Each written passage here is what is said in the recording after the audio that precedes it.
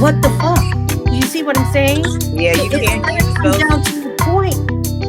You Right. can't use those bot services on Instagram. They frown upon Yeah, you that. can. They will take Is your it gonna account. come to a point where we are going to have to learn how to manage on our own, Honestly, selling yes. our own content through our own website? The thing is, I like, and this is something that's just like I have so many ideas for a platform, and it's just like, I know personally that I don't have the education or the amount of money that goes into building a platform, like a genuine, like a platform for like, if like to essentially recreate like something like OnlyFans where you can use it, or like I'm allowing other people to make money from it. It takes a lot. It takes a whole lot, and people don't realize it. But even if it's just, that's one of the things I did like about Indie Bill. It's just kind of, it's a little bit more, this is my own thing. It takes a lot, but I will say that us managing on our own, the answer is yes. We have to. We don't have a choice. It is us managing on our own and helping each other manage it. And at this time, because of the amount of work that it takes and the legalities and people, just the simple fact of, a lot of people, when they get into sex work, they don't realize the taxes. They don't realize the penalties for not having health insurance. They don't realize all these other characteristics that make up having a solid financial foothold, and how easily it can be all torn apart. Yeah, you could have made all this money, but you ain't never paid taxes. So now all that money got to get gone. And then there's all these penalties, all these things behind it. And it's hard, and it's understandable. So then it goes back, and I was gonna make this point earlier, is the fact that yes, like Maribel, the lawyer jargon. That is a sense of duality. It's a sense of duality in its finest.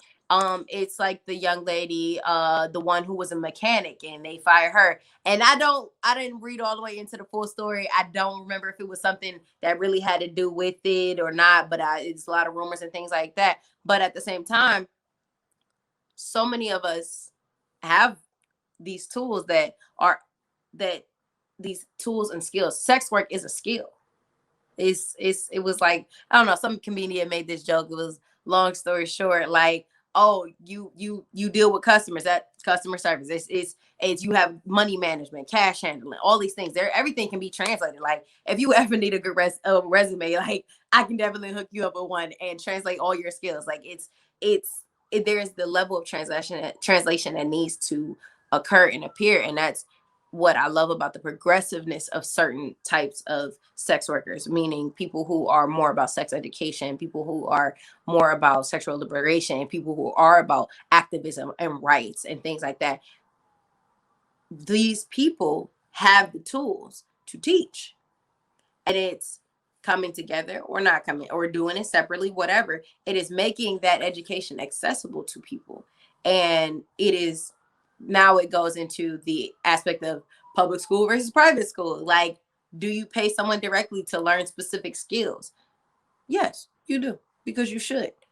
But then there should be public knowledge. There should be public. So someone made an Excel comparison chart of these are different sites. And it's like, you can't do these things on this site. You could, like, it's the list of categories, different fetishes, things like that. Even when it comes to how you are bound, like on some sites, you can't be all your limbs cannot be bound at one time. Like, you have to have at least like a leg out or something, because it like, and I was just like, wow. Yeah, because that can be construed as rape. Exactly. So that's why that can't be happen. So, but this is an example. Like, as content creators, we are grassroots businesses. And as a grassroots business, you need to know all of the things that are required to maintain and run your business. And it's about accountability. So, I understand that a lot of women don't understand the terms of service, but you are accountable for learning it. And you want to use it, you got to learn how to do it. And it's just exactly. Like, I hear, like, we understand as sex workers, like, we understand getting our accounts deleted. We get all that. But at the same time, did you read the terms of services? You agreed to it. And because all you did was, oh, I'm going to make this username, I'm going to make this password, I'm going to link my email, and I accept. You didn't read any of that. Right. Most people don't.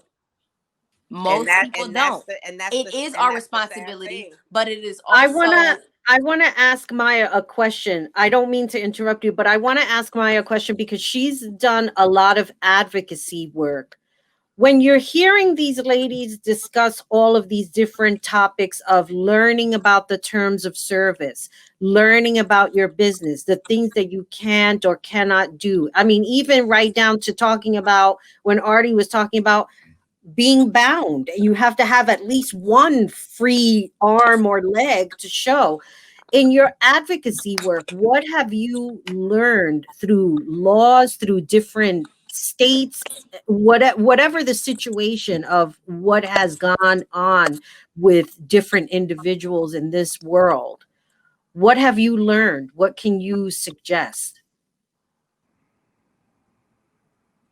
Let me see. Am I on? Yes. Okay.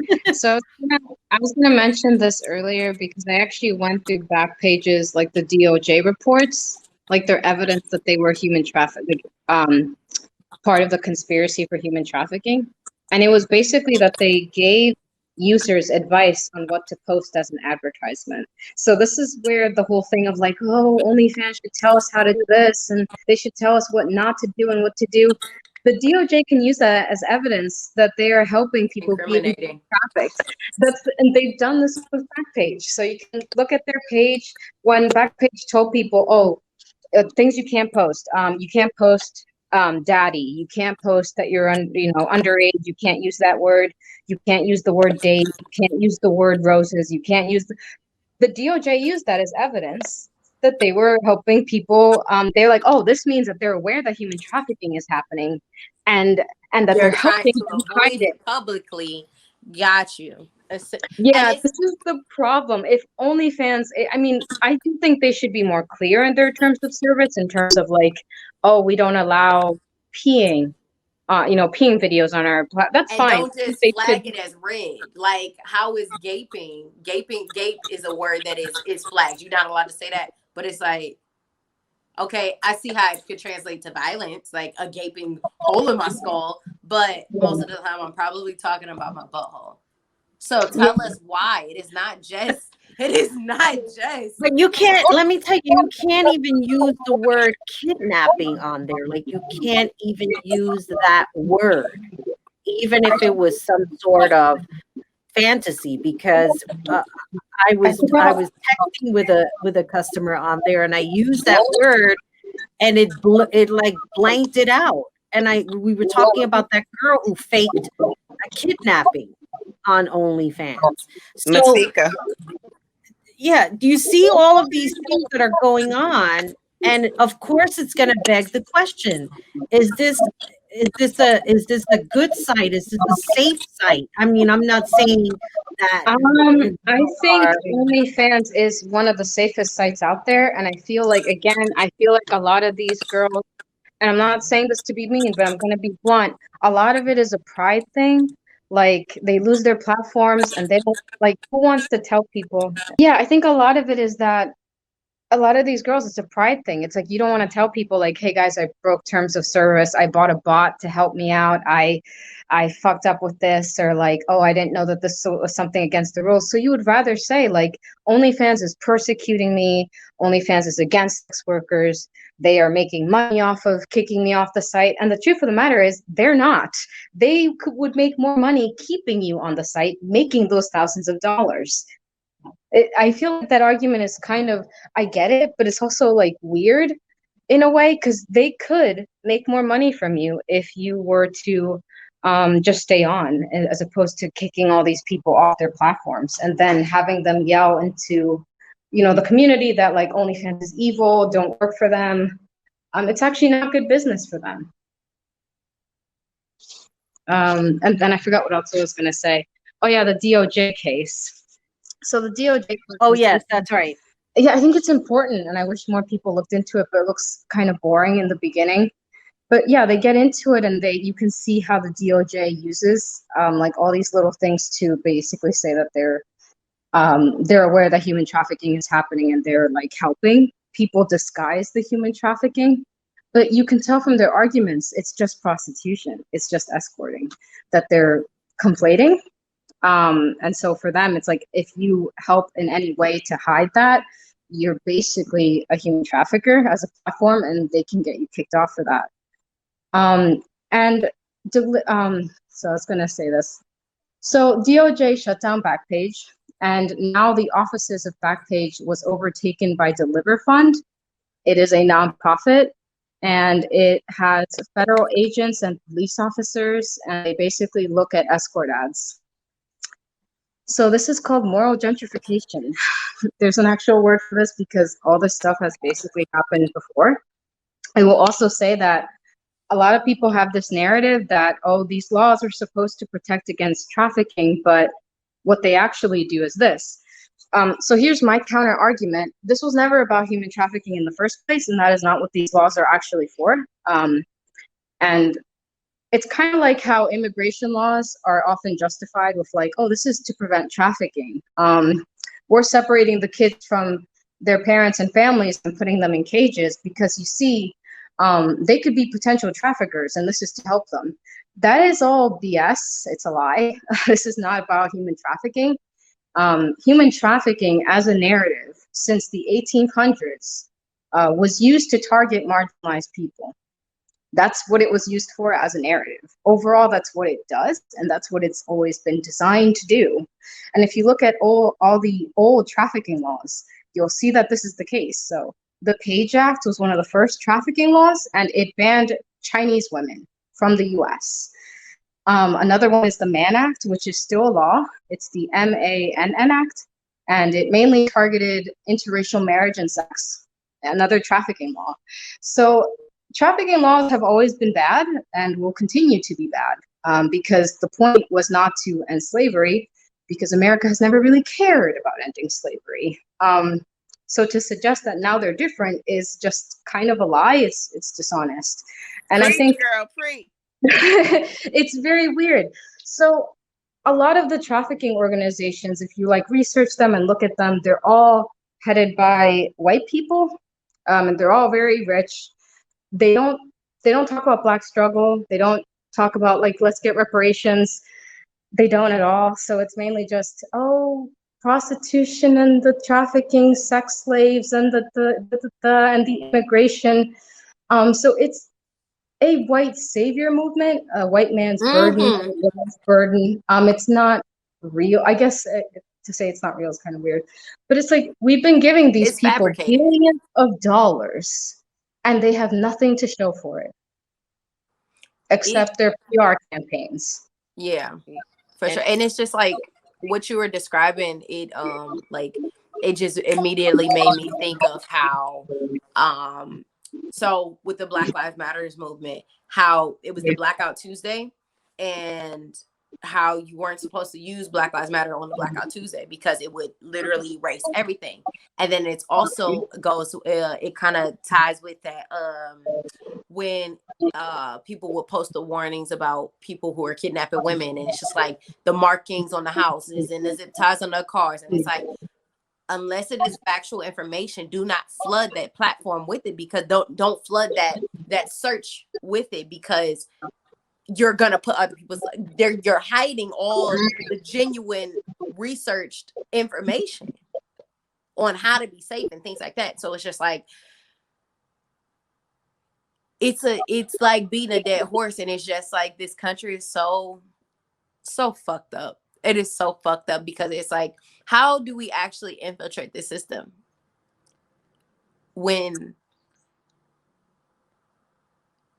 even it's like, and I don't know if it's true or not, but like the whole people saying Mother Teresa was actually a human trafficker. It's just like, what is going on? And I think one of the biggest things it's just like, you know, the church and state is supposed to be separate, yet religion is always the reason why abortion should be banned. It's like, wait a minute, we're supposed to be freedom of religion, but how? Yeah, a lot. Like, that has nothing to do. Like, the only people that should make laws about health are people who are healthcare professionals, and you have to be unbiased. That is your oath. That is your responsibility. And yet you still are not prosecuted. You are still not reprimanded. You are still not removed from your industry when you violate the oath of unbiased care.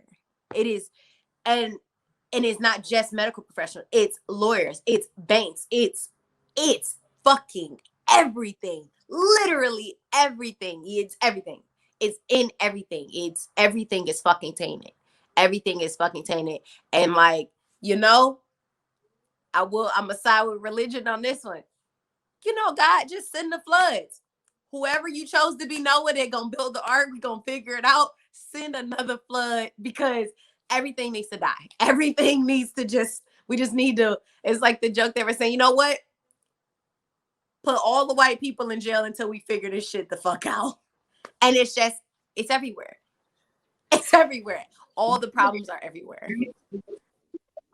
A lot of anti-trafficking orgs are evangelicals. And that's why when they say that they want to save sex trafficking victims, a lot of the times they mean they want to send the police after sex workers and then convert them into Christianity.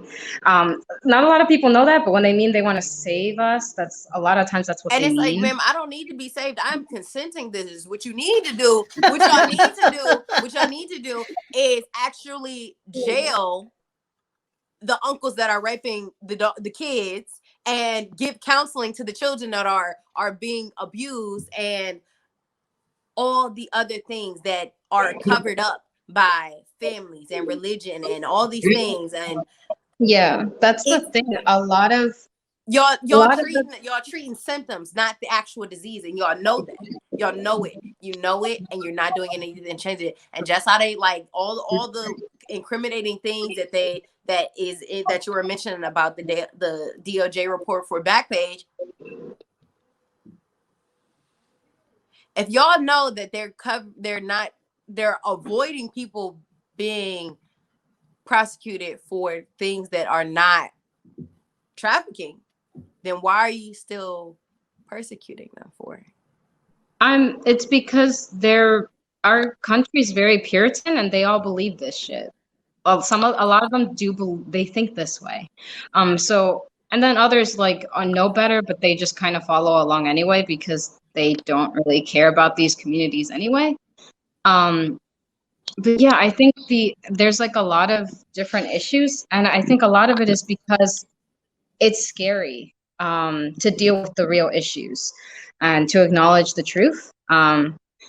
Human trafficking is often a catch-all term for like all of the violence in society. So domestic violence is now being called trafficking, rape, and all those things are being called trafficking.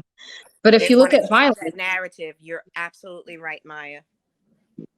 the thing about trafficking, I mean, not trafficking, but like all violence is, it's usually intra-racial. So that means you're more likely to be harmed by someone within your own race.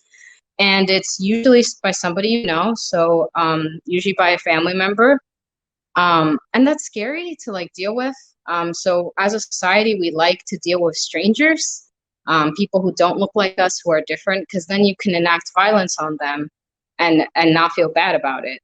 You know, you can like wish the worst on them when you imagine that the pedophile is a stranger who just like finds your child out of nowhere and kidnaps them and then rapes them. And The then rapist is not always the person in the bushes. It is most likely your the dad. It is most likely the uncle. It is most likely the babysitter. And yeah. It is But most likely the person you here's the trusted. scary thing, that we have real issues here. You know, it's not just a platform where people go and promote their product. The problem is much deeper, as we're finding out in this conversation. It's not just about, hey, I want to sell myself on this platform, so to speak. I have it's about different ideas. oppression. Simple. Right. It's about oppression. And just to revisit what Maya was saying about the DOJ's attack on Backpage and Foster and Sesta and the international threat of the attack on law enforcement, from law enforcement to sex workers, is motivated by, and this is my personal opinion, I agree with what Maya says, but I also think that there's a more sinister, simplistic agenda happening, and it's the oppression of women. Women, if you look at history, and what preceded Foster Sesta was Operation Choke Point, and both Operation Choke Point and Foster Sesta were both created under the Obama administration.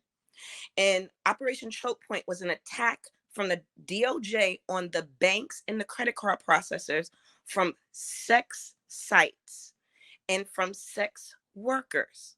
Why? Because the creation of Backpage and Craigslist, us going online, impacted the credit card industry, and women were generating thousands, hundreds of thousands, millions.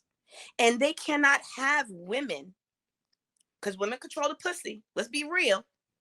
You, I don't care, sir, what position you have or what you were given or what your privilege allows you. You weren't born with a vagina. And if women have this commodity where they're generating billions of dollars and men can't control it, that's an issue. And that threatens the patriarchy. That threatens this male-driven society and this male-run society that we have. So I really feel like this was a chain of events, and sex work and sex trafficking, the narrative, like Maya said, is being painted. Everything is being thrown into sex trafficking, and sex work. The stigma of sex work is someone who has been sex trafficked. So the narrative of what we do and what we represent is being changed because the money is the source. And I feel like if there ever became a chance where we could fully monetize off of our sexuality, off of our sexual identity, off of our pussy, we would rule this world. And men know that. Yeah, I definitely agree. I feel like because we live in a white supremacist structure, white supremacy has to control sex. I mean, there's just no other way for them to do it. You have to control the sexuality of women, specifically non-white women. So that's why non-white women are the ones who typically end up behind bars, even if they're That's called right. trafficking victims. And I don't know how we got to this place though. Like I feel I always think about it. It's like, how did we get to a place where calling someone a slave was considered a non-racist thing to do? And to just get mad at them when they reject the label. Because the vast majority of us reject the label, and they always talk about this. They're like, oh, we're trying to help these they look at undocumented it as immigrants. we are rejecting them because they view themselves as God. They view themselves as God of this world, but they still serve this entity, this this ominous entity. And it's just how Mistress was saying about the, what was it? It's essentially, you are not, put it like this. My grandparents felt like because I was doing like doing sex work, that like it was something wrong. Like, yeah, I was abused for pretty much my entire life, but I'm not doing it as the backlash traffic. to it. Yeah, the trafficking narrative is great for overprotective parents, because my daughter It's like isn't really doing Munchausen. sex It's work. like Munchausen. Being Like, dude, trafficked. She's tricked. It's an All excuse. It's so great for them. If your child runaways because you beat them up and you're very abusive, my child didn't, choose to run away. They were just they were probably trafficked. Somebody tricked them into running away. It's a really great narrative for parents that are overprotective, that are a bit old-fashioned, and sometimes even abusive parents. Like, this is a great narrative for them, especially because when you look at trafficking products and services, it's all about giving parents more control. Like, we're gonna protect your kid there's against no traffickers, liberation to the child. There's no and they're the liberation most to the likely child. to abuse them. So it's like they're selling services where it's like you can monitor everything your kid does online. And that's supposed to protect them from traffickers, but it's like it's probably someone in the family. If It's that entirely word, invading their privacy. It's actually so frustrating. And this was a conversation I was having about. that's the problem that I have, is like, it's interesting because by calling us trafficking victims and slaves, they take away our agency, and then they decide what is freedom, and they have to educate us on what freedom is. Because they are God, and we owe them so much, and thank you so much for saving my no, absolutely not. It's none of that. And this is the conversation like I was having with my partner about like having kids. I'm like, I want therapy to be a structure for them that is always there. Not because there's something wrong. It is because at 2 years old, I want you to have a safe space. You don't have to talk to mommy about it. This is where you can go and be free, and you don't have to worry about it coming back to me unless you are in physical harm and you need me to talk to you. I want it. There is no preventative care when it comes to. It's like, how is the industry of sex trafficking, this trope of sex trafficking and sex slaves so huge, if y'all don't acknowledge victims at all? Y'all don't persecute people that come and say, hey, this is what happened. It's like, oh my gosh, what is the girl's name? I can't remember. The young lady, a black woman, and it's been many stories since then, but and probably before, but about the girl, they're keeping her in jail for murdering her pimp. Like, Santoya Brown? Yes, that's her name. Oh my goodness. Yeah, I met her. I have her book. I know way too much about this stuff. So I can tell you the story behind her. Her story is like really sad. And I do feel like she's currently been brainwashed as well. Like, when I met her in person, I felt really bad. So she went to prison, and this is the other thing too. So a lot of the anti-trafficking crowd, they're like, oh yeah, this is why we need the end demand model. This is why we have to shut down the sex industry. But she didn't go to prison for prostitution. She went to prison for murder and theft. And this is the issue. We have to address the prison system, and we would have to address violent crime, like what that means. And the anti-trafficking industry refuses, because the only people they like are the innocent and pure victims. The ones who are virgins and they got kidnapped against their will and became sex slaves against their will. They don't like someone like Santoya Brown, who, had issues. They want everything to be like taken. Yeah, they don't want like a minority kid who was persecuted in school and was, put in detention and like, did sex work to survive. Like, they don't want that. And then fought back. They want a very pure, innocent victim, like chained up in a basement somewhere that, like, for the most part does not exist. Because that's just not how. Very rarely. This is so many in movies. Yeah, usually if something like that happens, it like becomes international news for like ever, and it's like something that, like, for the most part, it doesn't happen like that. So what ended up happening is that she went to prison, and there was this anti-trafficking org that is a Christian group. It's a missionary group. It's called End Slavery Tennessee, I believe. And they basically talked to her for 10 years and got her to convert to their Christianity. And they convinced her that she was a human trafficking victim. And she talked about how she didn't identify with that. And this is the other problem, too. A lot of us have pride. Like, no one wants to admit that they're a trafficking victim or, call themselves a slave, right? Like, even my parents and family and people that I've seen going through a lot of stuff that are undocumented, no one wants to call themselves that. Like, that's not really a great label.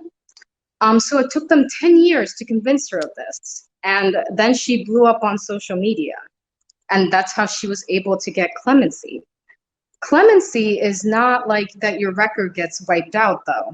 It just lowers your sentence. So she still has to serve 10 years of parole. And those things are still on her record. Now, she's lucky because she's famous, and she has a lot of famous celebrities that are supporting her. So she's lucky in that regard. But she said this in an interview many times. There's a lot of girls in there just like me. I am not, an exception to the rule. Like, my life is very similar to a lot of the other people that are in there. And again, it's because a lot of people do not want to talk about prison abolition. They don't want to talk about violent crime. To them, people who do violent crime deserve to be in prison for the rest of their lives and just die. So they don't want to talk about the nuances at all. And that's a problem because it doesn't address cases like Cyntoia Brown. It's not just about sex work. It's about so many other things. Yes. It's very scary, and it's also discerning to know that other than having these platforms where we can promote ourselves and our businesses and what have you, whatever that may be, that the issues go much deeper than what people are just seeing on social media and what they're seeing on the outside.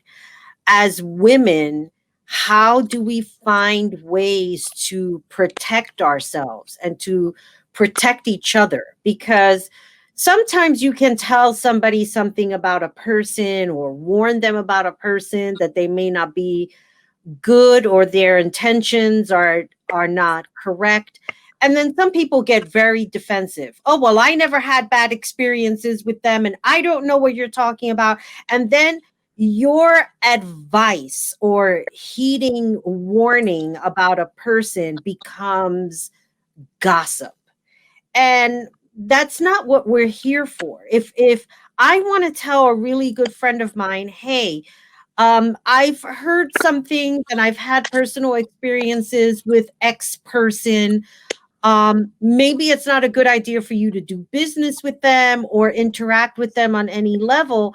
How do we not come across as a person that we're not trying to hurt them by saying these things, but we're trying to help and protect them from either spending money that they shouldn't be spending on? Do you know what I'm saying? There has to be some form of way to come collectively to say, we're here to help and we're not here to hinder you in any way, shape, or form. I think that like that it goes to a conversation a group of friends of mine were having, just reflecting on interactions with people, is that people don't realize that just because I mentioned something about you doesn't, and I'm talking directly to you, it's not an attack on your life. It is not a defamation. It is not defaming your character. It is not telling you there's something necessarily wrong with you and that you are, that there's it's not an attack on your life. It is not a negative all the time. It may be something that is not good, but there is not necessarily something that I'm not reprimanding you for being who you are. I'm actively telling you, hey, I noticed that this thing it's not the best quality. This is how you can get better tools to succeed and not feel so alone in the world. And it's the you know, you mentioned Maya, you mentioned like brainwashing, and it's just like when you then it's the level of like mental health. It's like I dissociate. Like I'll just be like, I don't know if this is real or not. Like I spent most of my life not believing that I was actually a real person in life. And when you have that issue, it is the fact that it's like, okay, is this real or am I dreaming it? Am I thinking it up? Is somebody trying to convince me of something that's not necessarily true? And it goes to it's a lot of it is tied to one, in order for us to create these spaces for people to have these tools to succeed and to be better and be able to navigate this lifestyle and life in general, is it first has to start with their desire to want it. It's not like I'm not it's the consent. You still have to give consent to be educated. And one of the things is like I tell people, listen, even with customers, it's like you talking all this shit, but like send me a check first and then we can continue, because I need to know that you're serious, even if it's even if it's a new person in sex work. All right, you need to message me first. I'm not gonna message you first. I'm not gonna waste my time messaging you first when you are the person who has questions. Come and tell me what you need and we'll go from there. And you have to want it. You have to even with all the things we've mentioned about industries and areas in society that need to be reformed, people don't want it. People don't want it and don't say it. And even if they do want it, they feel alone. And that's definitely tied to the oppressive thing of make them feel like it'll never get better. It is definitely tied to abuse. It's all about the mindset. I want people to be more open to like, hey, like it's hard to tell somebody on their post and be a sex worker. It's like, honey, you literally just admitted that you violated the terms of service. That's why your page got deleted. Like, I don't. Yeah, I think we need to. I like, stuff like this. I always feel like when I attend meetings like this, or even when I was working for Third Wave Fund, we had like events for sex workers, and sex workers from all over the world got to showcase their talents. It was like if people could see this, a lot more people would be pro sex work, because they would be able to see that we come from all walks of life and all this stuff. I actually think I used to think we all have to come together and we all have to be friendly together. I actually don't agree with that anymore, because it's like we're human beings that we're going to form our own little cliques. And I think that's fine as long as you're starting to establish like some kind of support network. You don't need everyone in the sex community like you, or At all. Exactly. I also just think that some people are going to be more open to criticism than others. And that's just kind of the way that it is. It reminds me of that person I follow on Twitter. She's a prison abolitionist. I don't know how to pronounce names, so I'm probably going to butcher this. Maria Ardnale. Okay, her last name is Kaba. But like she said something of the variety of, you can't force people to change. Which is really what our whole prison system is based on, this idea that like you can force people to change.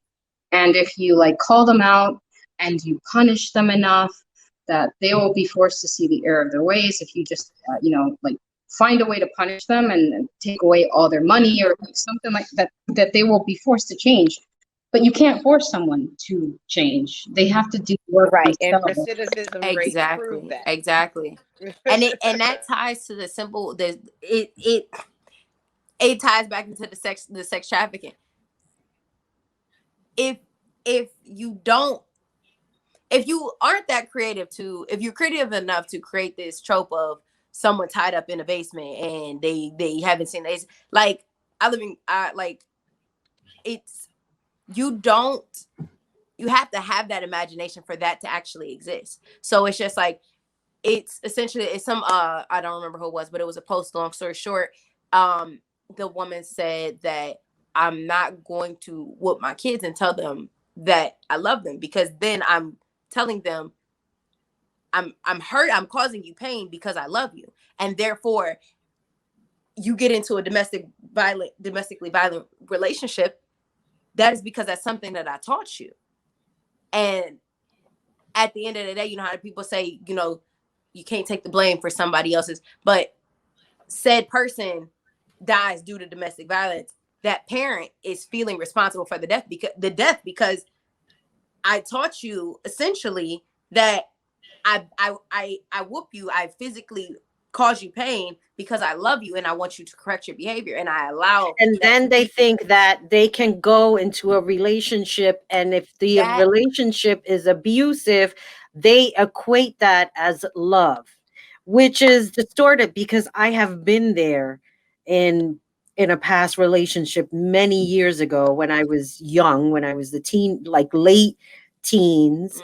And I had a boyfriend, and he used to beat my ass, and my friend and I, we would talk about things, that how they were just beating us up, and they love us that's the so struggle much. of brown and that's the You know, struggle and I of think brown and about it black now, and it's people.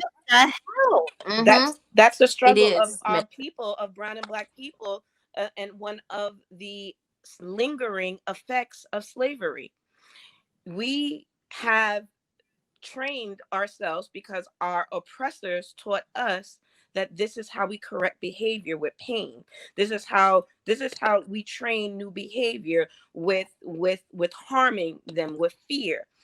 And we took this way of punishment and discipline and adapted it into our own interpersonal dynamics, with our kids, with our spouses. And because this behavior was given to us by our oppressors, there was no question in our mind that the behavior wasn't right, or the behavior is incorrect. So we continue to, what do we do? Practice this behavior. And this goes back to, as I said, this is one of the lingering symptoms of slavery, and also epigenetics. These are things that are inherently handed down from generation to generation. We don't know any better. We think that this is how, because 400 years ago, this is how it was done, and this is how my grandmother did it, and this is how her grandmother did it, and this is how my mother did it, and this is how I'm going to do it with my kids. And we're not doing that over here in this house. we going to therapy around here. Right. And we just, we as people haven't possessed the cognition. All of us, some of us are waking up and now are aware, but most of us aren't. And that's a lot of what's going on. So just to round table back to what your question was, what do we do, Maribel, is we have to retrain. We have to retrain everybody. That's the first thing we have to do, is we have to retrain. Then once we retrain everybody, we can reclaim this space. We can safely reclaim this space, and then we can make this space a conducive one for people who look like us. And then once we've reclaimed this space, we can renew our dignity. We can renew how we're viewed. We can renew what privilege is. We can define it. We can renew the definitions of how you view me and what you think I am and how I should be, versus versus how I want to be viewed and what I think I am. Because that's one thing our people lack in our voice in media. We're portrayed one way in imagery without really being portrayed of who we really are. It's who they think we are, or who they think we should be. So yes, retrain, reclaim, renew. Well said. Well said. Maya, I know Maya been dropping the breadcrumbs, so I know you got something. Girl, give it to me. I heard something that like blew my mind back in the day, and it was somebody that said that children are suffering from a lack of representation and advocacy. They're under the control of all of society, and especially their parents, so they don't really have a choice in their lives. And that's why a lot of them suffer abuse and can't tell anybody, and they don't really have an advocate. for them. And a lot of these systems, you know, we kind of have to organically create them. And because of the laws, a lot of us, especially sex workers, like we haven't been able to build them, you know, to where they need to be. But I think just gathering together as sex workers and talking about our stuff and our ideas, that's the first step. I mean, this is it. You know, this is how you build. Well, let me ask you, because at some point we're gonna have to end end the show, but I want to pose a question, because I've been working closely with someone who he has the ability to have these different social platforms, more for the adult industry people than anything else. Do you think that people having these specific platforms are being most helpful? And I'm not talking about like an OnlyFans type of a platform or something similar to that, but more on a social standpoint of something similar to Instagram or something similar to Facebook, where this is specifically for the adult community. And can that be the beginning stages of helping us as far as being something on something socially acceptable?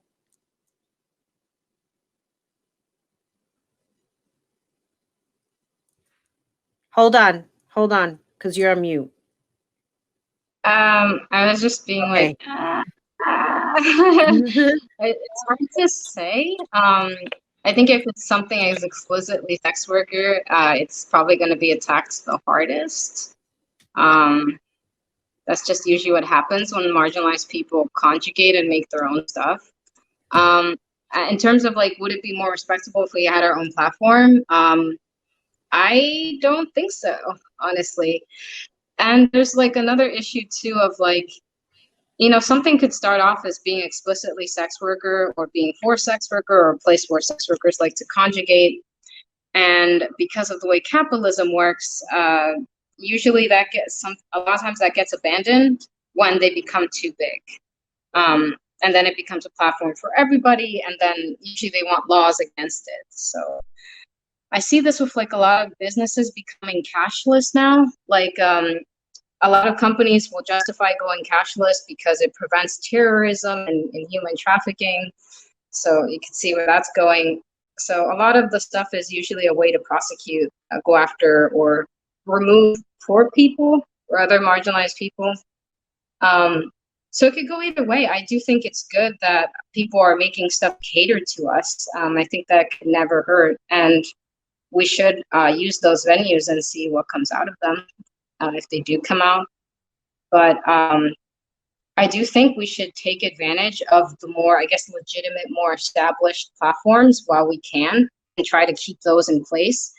Because the more and more those places get shut down, like Craigslist and Backpage and Tumblr, and right now they're trying to get rid of Pornhub, the less power we're going to have. Those are the biggest institutions that have the most mainstream appeal. So to have like a new one that's, you know, small and just starting out and is for sex workers only, that actually makes it a bigger target and easier to take down. I think Well, that's that's true. scary enough, you know, that there are people out there just trying to do something good for us and still can get in trouble. So, with all that being said, I mean, we talked about these different platforms, the terms of service, that people just don't get shut down just because. What are your final thoughts with everything that's happening within the adult entertainment industry? Are we looking at an end, or are we looking at a bigger fight, more consistency? I see your face, Thick. You're like, we are not going anywhere. No, And it's we're not gonna not. end at all. It's no way for this to actually end. I think for me, and this is kind of this has been my like trope of everything in life right now. It's like, fuck it, we just gotta at least be safe. Like, keep other people safe.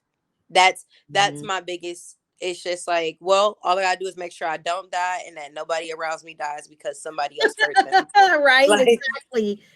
like, don't let people get hurt, and fuck it, make your money, because you got to pay your taxes anyway. It's not, they're gonna try to make you pay your taxes when you're dead. Like, That's the funny thing. I mean, how many times have I seen people on social media are you paying your taxes? It's like, are you stupid? It's a 1099. Yeah, you have to pay your taxes because it's gonna come back. You get the form in the come back mail. and bite you in your ass. Like, that's, I was like, taxes, hold on. But yeah, we are not going anywhere at all. Especially with how society, what we're dealing with right now financially, and how sex work is becoming more, and I spoke to you about this on a previous podcast interview that you did, how it's becoming more acceptable because it is the only line of work for a lot of people to dabble into right now with COVID, and we're being infiltrated and invaded by vanillas in the space. So the that is the negative, their infiltration. The positive is the perception is going to change, because it's a forced perception change. It's going to force a perception change, because now this person who worked you were so high and mighty, now you selling feet pics. Now you selling feet pictures. Now and that's and it's interesting how they categorize. They create a hierarchy. That's what it is. They create a hierarchy. Exactly. It's like, oh, feet pics ain't as bad as selling fisting right videos. And as long as I'm not sucking dick, it's okay. And as long as my face is not showing, then I'm all right. As long as I don't show that, you can't have it's. And people fail to realize you cannot standardize self-righteousness. You cannot standardize self-worth. Your self-worth relies and lies only in yourself and how you allow others to speak on your name. So yeah, we ain't going nowhere for those reasons. Just those few reasons right there. And last point I want to make is, I don't know if y'all remember Back to the Future 3. I want y'all to go on YouTube and Google this. But in Back to the Future 3, they predicted a motherfucking goddess shop in Back to the Future, where he comes to the future and it's 2020 something. There is a BDSM sex shop that look at God, that is in the background. It's called something by Goddess Sadie or Goddess something. And when you go look at this on YouTube, you're gonna be like, yo. Now that's funny because I did not, I think I only watched part 3 only but one time, because there's an actress in that movie that I really don't like, Mary Steenburgen, whatever her name is. Yes. I'm not really a fan of hers. And I was like, I'm not going to watch them. You know how like some people, you're just not a fan. You don't hate them, but they're not okay. like your You cup watch of the tea. whole movie. Just go Google it on YouTube and you're going to be like, oh my God, these people actually put a BDSM dungeon on the street, like a shop, like when you go in and shop. That's so funny. Oh so my goodness. They predicted this. They know the sex industry is, it is what it is. Sex is, what does they call it? Not sex, but prostitution, the oldest profession. Mm-hmm, it's not going. Sex is going nowhere. Pussy always gonna sell, baby. I think it reminds me of like the FBI, like they used to have what was called a white slave division. This is like their first job was policing prostitutes. That was their first job on a federal level. And if you were found to be non-white, they would deport you. So that's why it was called white slave division. But what the researchers found is that when they interviewed these sex workers, their answers suggested that they started to understand what they needed to say to evade the authorities. So that was the result of the policing, was that, okay, they're like, okay, we can't work like this, but if you say this, you'll be fine. And you know what? It equates to the public education system as well. Because that's like, what's happening online I know exactly now. what to say to not go to the principal's office. I know exactly what to say to pass my class. It's exactly how people fly under the radar. Like it's like they expect humans to be robots. when in reality we're fucking humans and we're gonna figure it out. We're not stupid. No one is stupid. It just you think differently, unless you 45. I did want to share one tip that I read about. So back when they did street-based sex work and they were like, not doing online stuff, one of the madams used to have the girls stand by Wall Street with like a clipboard, and they would ask men questions like, "Oh, we're doing this survey, sir," and one of the questions was like, "How do you feel about, getting a blowjob, or like, how do you feel about sex work?" And if they answered, like, "Oh, I don't care, I think it's great," or I'm ambivalent or whatever, they would give them their business card. I Mm. invested in They would business strike cards That's like for a this specific reason. psychological thing going on. And it's because people love to feel important to the point that somebody wants their opinion. Oh my gosh, like, wow, yeah, I love talking. Mostly everybody loves talking about themselves. So for it to be heard, it's like, okay. And now that I know your answers to your questions, here are You lots can of scream businesses you that can way. support. You can market yourself that way, Mhm. and you're dressed as a businesswoman, or like, just a person doing a Change the survey. perception. Yeah, and that you're working for like a business or something, and you can screen people to make sure that they are interested in the service, and make sure that you're not going to get in trouble by soliciting. And you can hand out your business cards to people who are positive about it and who are, you can strike up a conversation to really make sure this person's like cool. Mm-hmm. Well, I think that we covered a lot in this episode. It's definitely going to be a 2-part episode. It might be 3, but so far it looks like a 2-part episode. And I think also that we not only covered the aspects of working in sex work, so to speak, and being on a platform and sharing of yourself in a different way that you may not share with the public, but that we also dwelled in other aspects when it comes to how we promote ourselves, how we're doing these things, how we're taking these steps, so that we are working within the means of the terms of service and within the law. Because at the end of the day, it all comes down to the law aspect and not just the terms of service. So I want to thank all of you for being on this episode. And I think that we have a lot to cover as far as just the laws itself And brown and black women, right, that's a the whole oppression another aspect. struggle. Just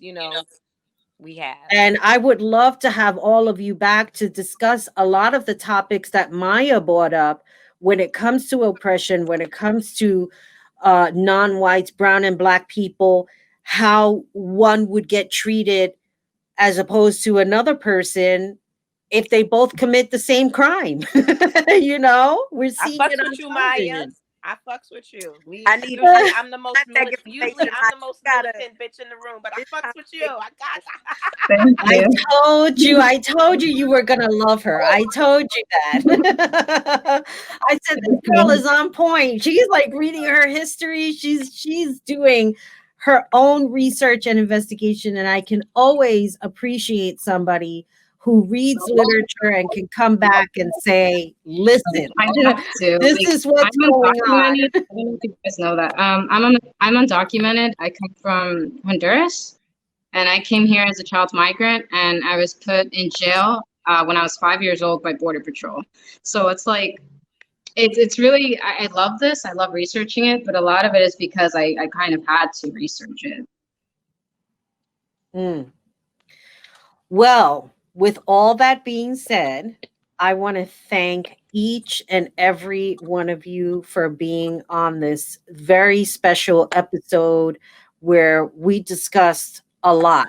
And again, I want to have all of you back because I think this is something that we can tackle maybe every month, just come together and have a discussion on this. I think it's a great idea. And we can definitely cover a lot of ground in helping others protect themselves, and not only to protect, but to gain knowledge. I always say knowledge is power. And I think this is a very, very important thing. And I want to thank each and every one of you again for being on this episode.